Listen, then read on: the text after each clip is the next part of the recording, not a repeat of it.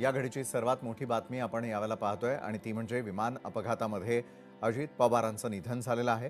अजित पवारांसारखा एक धुरंधर नेता आज महाराष्ट्रानं गमावला।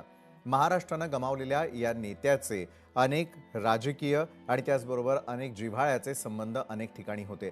बेधडक असलेला हा नेता ज्या विमानानं आज प्रवास करत होता त्या विमानाची रडारवरती असलेली स्थिती आपण या दृश्यांच्या माध्यमातून पाहतोय।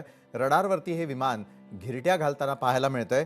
दुसऱ्या घिरटी घालण्याच्या सुरुवातीलाच ज्यावेळेला हे विमान त्या ठिकाणी लँडिंग करण्यासाठी तयार होतं त्यावेळेला मात्र अपघातग्रस्त झालेलं आणि अचानकपणे रडारवरून ते गायब झालं।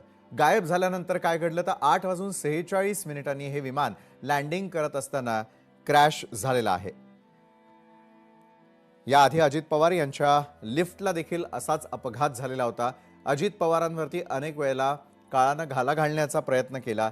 त्या घटनांवरती अगदी थोडक्यात आपण आढावा घेऊयात। एका बाजूला ही दृश्य तुमच्यासाठी आहेत तर मी अनेकदा भयानक अपघातांमधून थोडक्यात बचावलेलो आहे असं अजितदादा देखील स्वतः म्हणालेले होते।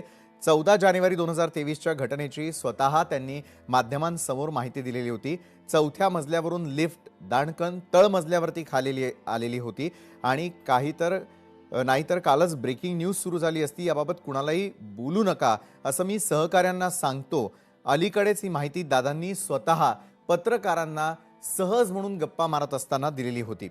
फडणवीसांसोबतही एका दुर्घटनेतून मी थोडक्यात बचावलो होतो याची आठवण स्वतः अजितदादांनी पत्रकारांशी बोलताना केलेली होती।